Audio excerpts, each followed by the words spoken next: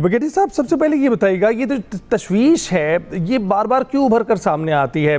जो अब Donald Trump भी जिसका इजहार कर रहे हैं और वो ये कह रहे हैं कि जो ईरानी सुप्रीम लीडर हैं मुश्तबा खामनेई वो जाँ बहक नहीं हुए हैं, इसका तासुर वो दे रहे हैं कि वो जाँ बहक नहीं हुए हैं, और अगर वो हुए हैं तो बहुत अच्छा ड्रामा कर रहे हैं ईरानी। जी हाँ, बहुत शुक्रिया। देखें, मेरे ख्याल में जिस तरीके से अब रिसेंटली हमने देखा कि इंडियन मीडिया ने कुछ उन्होंने वीडियो क्लिप्स चलाए थे आयतुल्लाह मुश्तबा खामनेई के, तो प्रॉब्ली उसको वो लिंक कर रहे हैं कि वो आर्टिफिशियल इंटेलिजेंस के हैं, और अभी तक किसी पब्लिक अपीयरेंस उन्होंने दी नहीं है कि या तो वो कह रहे हैं जख्मी है या इस तरह से बातचीत ऐसे कर रहे हैं। लेकिन उससे कोई फर्क नहीं पड़ता है, क्योंकि स्टिल डिसीजन मेकिंग तो हो रही है, जो भी हो रही है। एक सुप्रीम नेशनल सिक्योरिटी काउंसिल भी है, डिसीजन मेकिंग वहां पे भी हो रही है, और स्टिल वो बात वो कर रहे हैं कि आयतुल्लाह से वो कह रहे हैं कि डिसीजंस ले रहे हैं, तो उससे कोई फर्क नहीं पड़ता। लेकिन ये है कि खित्ते के अंदर हम ये देख सकते हैं कि फील्ड मार्शल आसिम मुनीर के विजिट के बाद बड़े पॉजिटिव डेवलपमेंट्स हम देख रहे हैं। और रिसेंटली जो ईरान और ओमान में एक अंडरस्टैंडिंग, एक एग्रीमेंट हो चुका है जिसमें उन्होंने एग्री किया है। और देखें कि ये जो एग्रीमेंट हुआ है, it is again based on article 5 जो इस्लामाबाद का MOU था, उसको बेस करके उसको बनाया है, और जिसमें अब इस बात में इतफाक किया गया है देयर विल बी 7 माइल्स का एक रूट बनेगा, कॉरिडोर बनेगा, जहां से शिप्स एंट्री, जहां से शिप्स की होगी वो ईरानियन एरिया ऑफ रिस्पॉन्सिबिलिटी या टेरिटोरियल वाटर होगा, और जब एग्जिट होगा शिप्स का तो वो भी partially they will pass through the Iranian territorial water से। इस पे इतफाक हुआ है, और हमने इस पे हमने देखा कि एक ट्वीट भी की है ओमान के फॉरेन मिनिस्टर ने। So that is one positive development है। फिर इसके बाद देखें, कल रिपोर्टेडली बताया जा रहा है अब्बास इराक्ची ने फील्ड मार्शल को कॉल किया था, तो वो भी एक पॉजिटिव डेवलपमेंट है।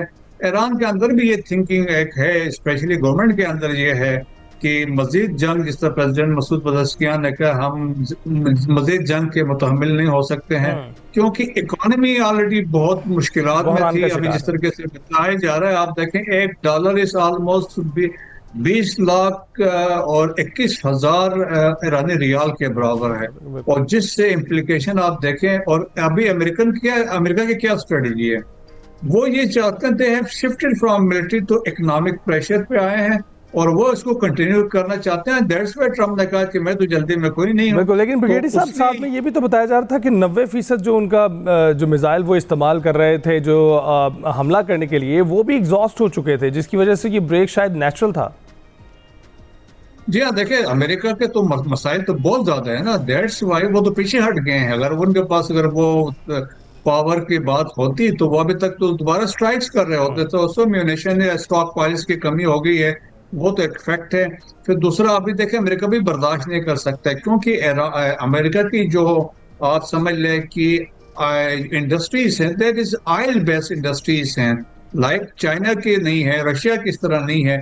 सो जो भी इम्पैक्ट पड़ेगा, तेल की कमी बेशी होगी स्ट्रेट ऑफ होर्मुज की वजह से, उसका इम्पैक्ट अमेरिका पे पड़ेगा, इन्फ्लेशन बढ़ेगी, लोगों में एक डिस्ट्रस्ट आ जाएगा। सो वो भी वो महसूस करते हैं, but at the same time वो प्रेशर रखना चाहते हैं ईरान पे।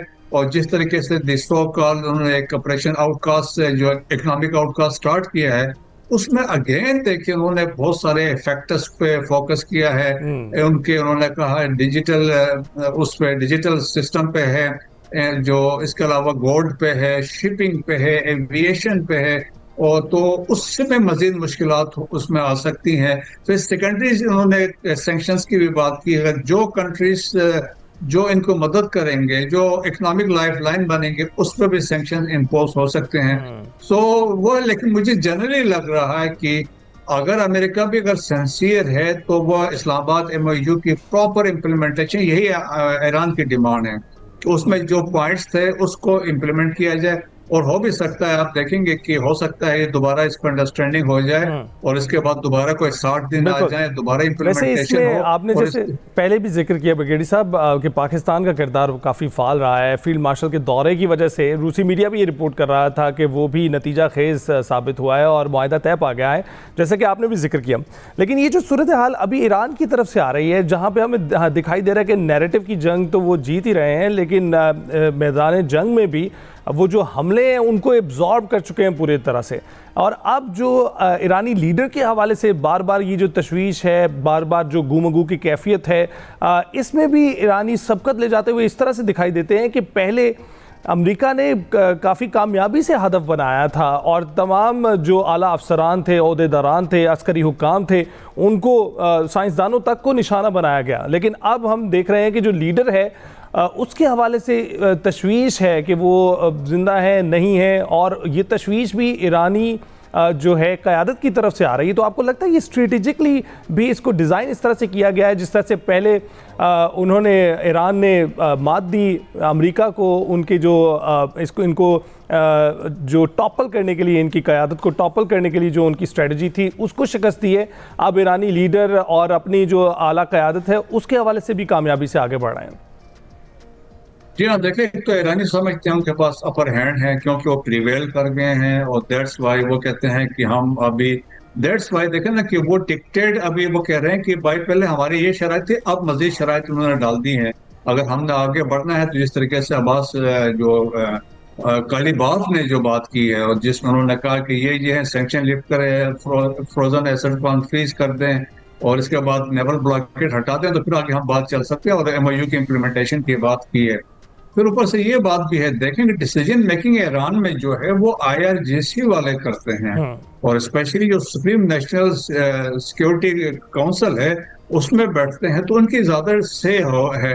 तो जो देखें, अब पहले लोगों की असेसमेंट ये थी, अमेरिका की भी शुरू की असेसमेंट ये थी, अगर आप लीडरशिप को एलिमिनेट करने की कोशिश करते हैं, जो उनको रिप्लेस करेगा वो मजीद एक्सट्रीम हार्ड लाइनर्स होंगे। तो आज यही साबित सही हुआ है कि अब बहुत सब हार्ड लाइनर्स हैं, वो पीछे हटने को तैयार नहीं है। अब तो वो प्रोएक्टिवली वो बात कर रहे हैं कि प्रीएम्प्शन की बात कर रहे हैं कि फ्यूचर में दे विल नॉट वेट कि समबॉडी टू अटैक ईरान, हम पहले स्ट्राइक्स कर देंगे। फिर उन्होंने ये भी कहा अगर हम पे स्ट्राइक होते हैं तो we will go for multiple strikes, कि उस जगह पे नहीं, हम बहुत सारे टारगेट्स वेट करेंगे। तो अब इनकी स्ट्रेटेजी भी चेंज हुई है, और देखिए उन्होंने बड़ा सीखा है over a period of time. For the last 1979 के इस्लामिक रेवोल्यूशन के बाद, फिर इराक के साथ जंग के बाद, और जिस तरीके से उन्होंने तैयारियां की, हर मतलब समझ ले कि हर सिनेरियो के लिए ईरान ने अपनी तैयारी की हुई है।